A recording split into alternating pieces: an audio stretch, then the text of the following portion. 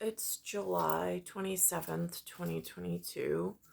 Um, Again, just in my daily whatevers, there's the results from the blood test, which look like, again, it like, from in an abstract view, it could look, even though it's black and white, like a cosmic something or other underneath the microscope. Now I know it specifically has fragments hypochromia, meaning that the iron is not binding, or the binding agent is kind of the building blocks. I don't know the words and how to say it so it makes sense, but whatever on that. So I'm sitting here, and on today's news comes this microchip deficiency and how the Senate is handling it. And I'm like, oh boy. Now, yesterday, I was flipping around the channels early in the morning. I woke up after the iron infusion, the day after the iron infusion, or the day of. I felt more awake today after. Which doesn't really make sense, but I am just zonked. I had to fall asleep at noon. After waking up at 8 o'clock, or 7 o'clock, fell asleep at noon and didn't wake up till 4 in the afternoon. I'm just that exhausted in this area. With my levels of hemoglobin were up to, or the volume at least was up to a 9, but whatever on that. I don't know. They wound up drawing 8 vials, which seemed to be a lot, but here we are. So there was a video that I had done where I was making a latte at home, where I just took a cup of regular milk from the refrigerator in a glass measuring cup. I put it in the microwave for 1 minute, and then I put it on the counter outside the microwave. And then I watched as the fat layer, or what they consider to be the fat layer, started collecting at the top like a skin. So there's the milk below, and then there was just this, I don't even have the chemistry words. It's not connecting at the moment, for what I need, as far as like phobic,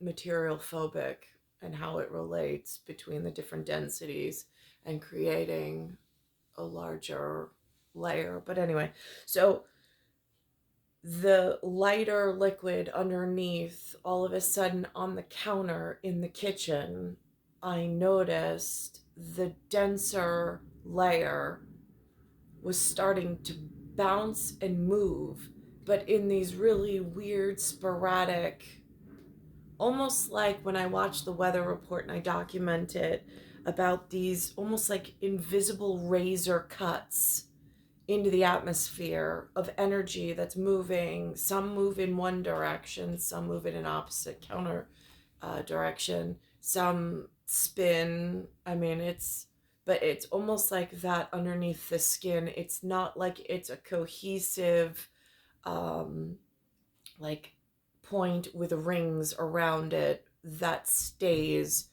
at a set.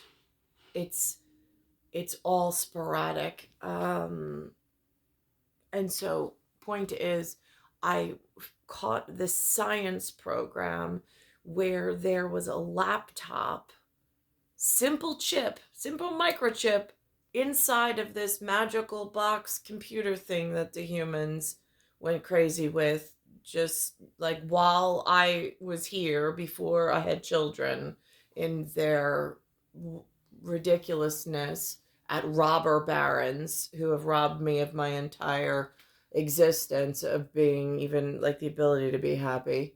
Um, and so I'm watching it, and there's a woman at the Boston Science Museum demonstrating just how dangerous a laptop can be.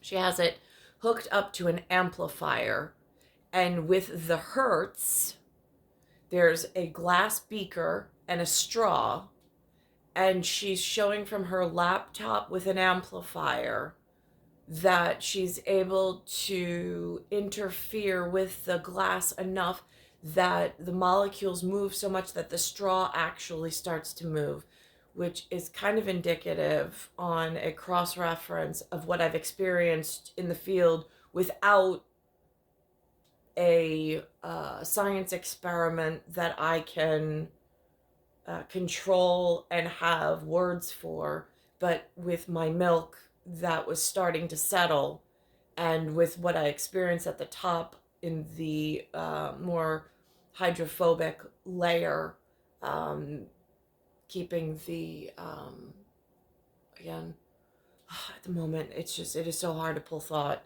But anyway, so I'm watching this experiment, and it just reminds me of that, what I've experienced here, which hurts the health of the human. It interferes with thought process, it interferes with thought pattern, it interferes with the cells, but from an interstellar space outside of the body, interstitial fluid inside the body picks up on this interstellar movement that I don't know if, again, if in amplification there's two Alexas on this floor and two TVs and the Verizon box. I don't know if there's some kind of inner energy field where they're on some whatever, and there's some hertz that I can't hear and I can't see, except I can see it when I make the milk and I pay attention to it, how it moves. But for the most part, it goes unrecognized, but it's here inside the residential home energy field of interstellar space as the interstitial um, fluid and my skin walks through it. And again, I'm not sure at this point how that's altering my ability to heal, like here, and with other things that have gone on in like the stereo radioscopic field of interstellar science, which is not as easy to explain, although I've tried, as sometimes the interstitial health, which at times is easier to diagnose on a microscopic level by gauging the cells or watching the cells and so on and so forth, and that microbiome. But what frightens me is that they say that there's this shortage, as if they want to increase the ability for people to purchase or whatever this micro and stereo field of microchips. But I am already experiencing in the short time frame window that they've been available to the public, I've experienced interference with my natural ability of health, and with being in the kitchen in a room just outside, like an interference in an unpredictable way. I mean, in larger mathematics and polymathematics, they call it an irrational set of circumstances. Like there's no rational way to explain it at the moment. I mean, and again, not even that gets into like cognition of a human, and because there's an abstract thought that goes along with that, and then some abstract logic that goes along with each one of those sets of circumstances. But again, way too far into a rabbit hole. This is the simple experiment that they were showing. There's some amazing power in the sound that we hear. Now, this is a solid beaker. It's made out of glass.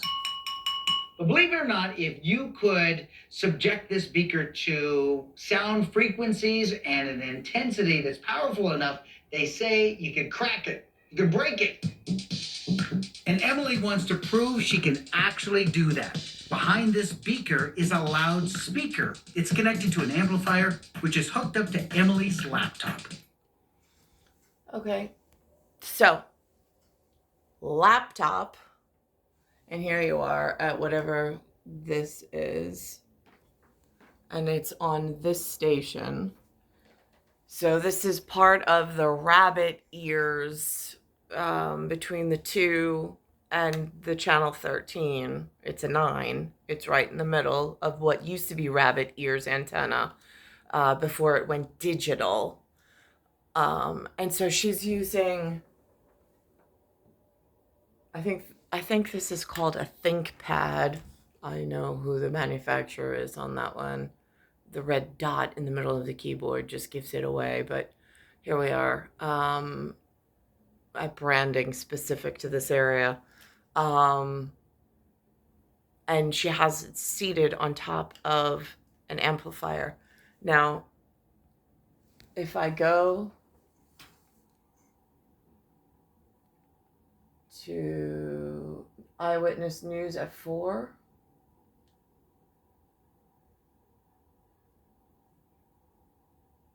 the Senate is advancing a bill to boost the production of microchips and lessen our dependence on other countries for technology critical to everything from smartphones to modern cars. Now, lawmakers passed a $52 billion bill to boost the production of microchips. The shortages of these chips and, of course, economic challenges contributed to inflation. Without them, many cars do not work. Other technology. There's a different brand laptop, but still the same equipment. Again, the public has access to.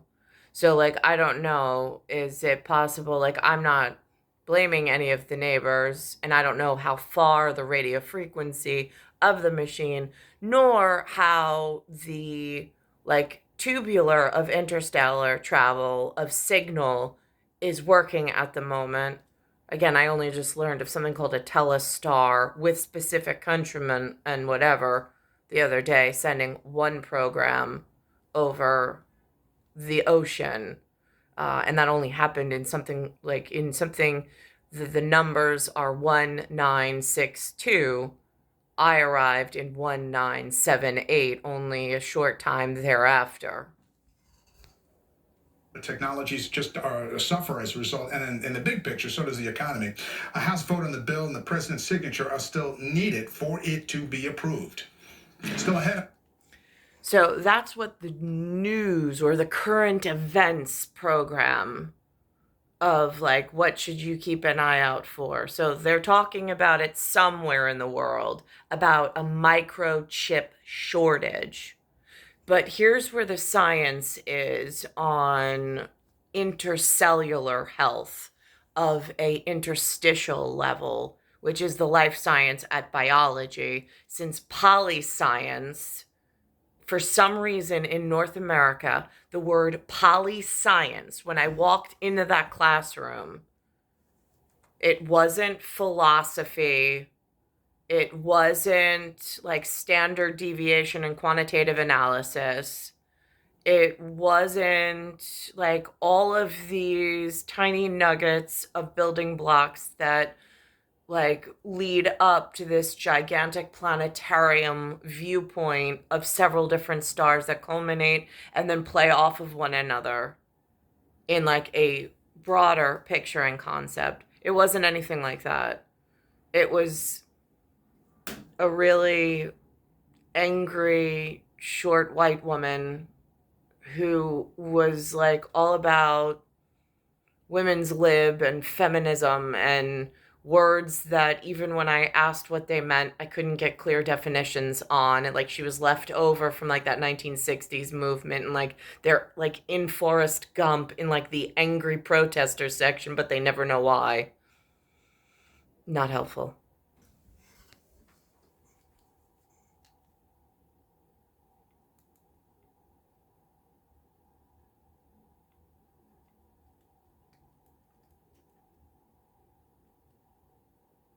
So this part with the science experiments with that simple laptop and the amplifier, I'm going to play the rest of the experiment, but here it is at Xploration DIY Science S5E4.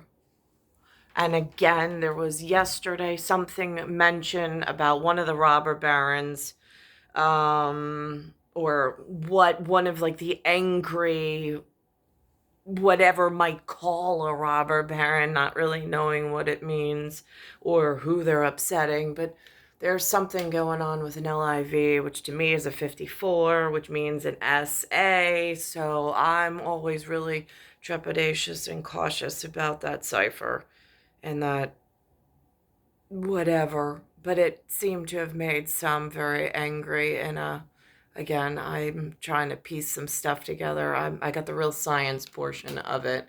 I don't know about the human entanglement in quantum things of dark area physics and then the known physics and then the dark quantum realm of physics where genetics plays. Usually they keep them separate, but at this point I can't even do that because there's so many pieces I've noticed that are intermingled and intertwined and entangled, and it's an even larger problem.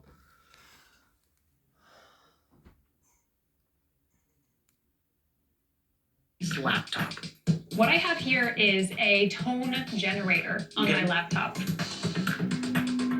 Now, this particular frequency is 250 hertz. Now, I can hear from the chair when I played it originally or when I was in the other living room, the sound, that sound in the background. When this was not playing, I've heard that in the kitchen. I've also heard in the kitchen, and I've recorded it, where it went from woo to an actual rattling of the kitchen cabinets, so much so that it was almost, I wasn't, because I've never been in an earthquake or none that's been pronounced. I didn't know if there was an earthquake that went on that actually rattled the cabinets so much. I don't have words to describe what's going on in this district, this zone, this specific area of 11361. I don't. I've caught on camera the cabinet shaking. I can feel my health getting worse. I can see my parents' health getting worse. My son seems to be a little bit, at the moment, resilient, but he's also younger. So I'm not sure if that plays a part in the bounce back and the ability, because he has less wear and tear on his homeostasis and system. So I'm trying to piece parts of this together. So now in this instance at 250, I can hear a volume, but there are some frequencies where the human ear doesn't pick it up, but it does still exist, and it does really interfere and affect the health. So that means that the speaker is vibrating 250 times per second. Got it. Now, if that's some kind of if that's some kind of rogue signal from space, being the ISS, because it's the only thing I know of in space, or one of their satellites that they put up there, like one of the, I don't know, at one point I heard somebody refer to it as kitty litter or like space junk. But if one of the codes that go from some ground control to that experimental piece of equipment in the air, if they start pointing it at ground from somewhere else, kind of like Telstar did, but in a demonstration where it wasn't meant to hurt people, but there are people out there that do things for all sorts of reasons or money or whatever. If that, where we can't even see the speaker or the frequency vibrating, but it's being pointed at and hurting the ground residents, who interferes or looks into that level of maintenance between the space equipment, the ground equipment being the humans, and the interaction of the field of science in between. I'm just curious because, again, in elementary school, in day school, in intermediary school or middle school, they didn't really say who to reach out to when one needs help with putting this all together. So I'm just like winging it here, but I feel like I got 2 broken wings. I'm not real sure how to like mend at this point. Increase the frequency, and Emily says the beaker will start to vibrate. We're almost there. This is about 1100 hertz. Oh, look at this. You can see the straw moving. So now that the straw is vibrating, that means that we have found the resonant frequency of that particular beaker. Now, if we So the resonant frequency. I found the resonant frequency between some warmed up, less dense milk and the upper phobic fat layer or lipid layer as it separated, and then watching the shape and the razor effects of whatever was going on in the local residence where my feet are, which again, I don't have a word for the interstellar space that I'm standing in like a Deep Space Nine kind of a way from like just an NEG who's at the moment in a really bad health spot. I'm in a residential space, like in the closed part of privacy with 2 other NEGs that I'm aware of. I think I have a third here, but on the outside of the walls, there's a whole lot of POS. increase the volume, Emily says the beaker is going to shatter. Earmuffs on. All right, here we go. You're slowly going to turn it up. Okay, here we go.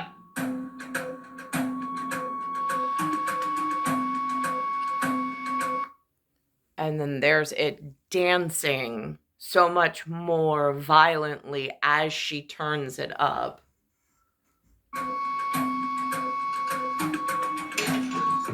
That's it. Wow, look at that. Broke the beaker. That's it. Just that much energy in there, vibrating the glass, and bam, it breaks. Coming up. So now, where I went to school, I know Liberty Science Museum was important. I took my son there. Again, it's like even like the Natural History Museum. Like, I know I can see the dinosaur bones. Like, I go to Liberty Science, I can see that somebody put a lot of thought into the demonstrations, like the donors, or when they have their opening night, or when their staff is on. But like when I go for some reason with Alexander, which I have pictures of, Patchogue had a mother-son. I wasn't feeling well that day either. I had that was one of the first big parts that wouldn't heal on my face. But I went with Alexander, I think it was Mr. Stock's class, out to the Liberty Science Museum. And then again, you get there, I'm a chaperone, I know I got to keep an eye on Alex, and there are others that are kind of floating in little groups, but there's no like one demonstrator and that interacts with these small groups. At least where I was, there wasn't, or the day that I went, they weren't scheduled, because it was like, I see all these little stations, but I don't know. I don't have the words. I wasn't taught in the schools that I went to these science principles or how these experiments are set up in order to pass along that information. So while they are a wonderful tool, like Lewis took me up to Boston Science Museum when I was a kid, these are wonderful resources, but without that interactive feature of a teacher who knows the science, knows how to have a conversation. It's not just a stock, like, it's not just a standard conversation that they memorized off some card that they don't really understand it. They just know how to, like, speak about this one feature. I mean, again, like, there's so much to be excited about and so much that they need to know, but I just don't feel like they're hitting that mark. I know that some people, because I can see them on the television when they talk about all their great successes, I'm like, right, yeah, see, I see that somebody in the wrong category really set up and hit hard their science program, their Mickey, like their sticker, they're badging themselves and stuff, but there's a whole section of the population, like the presidential kids, like the ancestors of the founding fathers and the ancestors that are still here trying to manage. Um, some of us have been at effect of a whole other scenario that's been going on, and I'm not quite sure why so much attention was paid to some of these other more problematic POSs in antigen proteins that are significantly different than, say, an NEG or an NEG with a POS very close together, that will never be beneficial in relation if something should happen, like an emergency. I'm not quite sure why so much attention to detail was given and planned for in the dangerous antigen antibody group of certain POS, but it is frightening sitting here as an NEG and seeing just how they are everywhere in the field collecting fluids, organs, and all sorts of stuff. And I am really frightened about how that's working, because I also see like other distracting factors, like this microchip thing with these computers and signaling and frequency. And could somebody be targeted in their home and some amplification signal go through, and they are not even wired or prepared to look for this impulse that comes through simple electronic wiring, or they're not like the cable box looks, it doesn't look ominous. It doesn't look like a micro tower.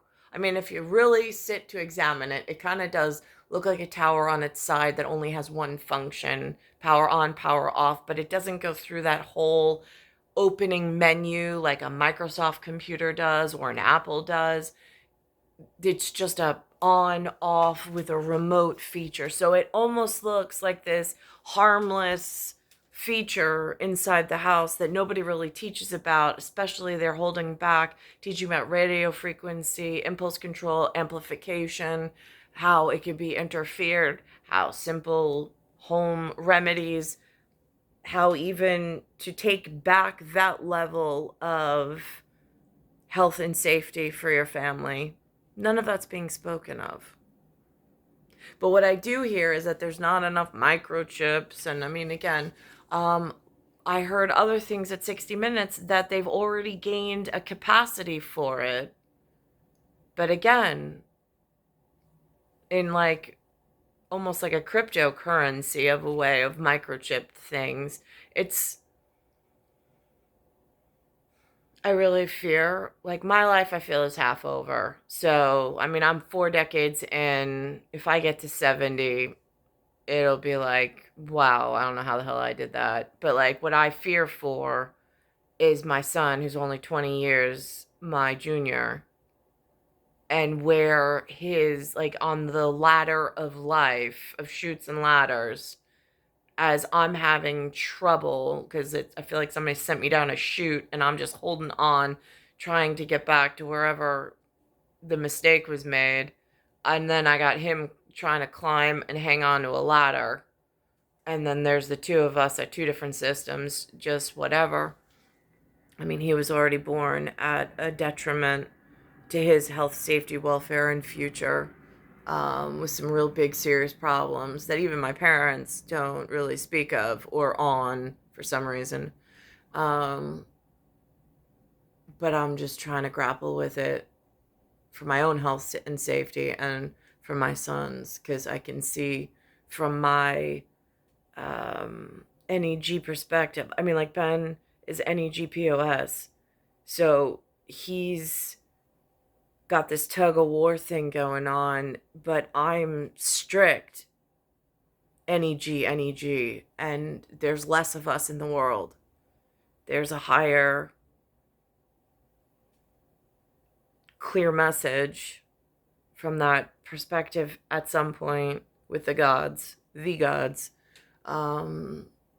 will always be. Just how to get message out and how to hit your target mark, I am not quite sure at this point. But I am fearful for his position at Ben 10 and like partial NEG, partial POS, and walking that dangerous whatever with the way New York is at the moment. It's star 1978, star 8378, Nicole, Cattaruzza. It's Earth, solar system, Milky Way, universe, galaxy is broken, and it's Bayside Station, Bayside, New York, 11361.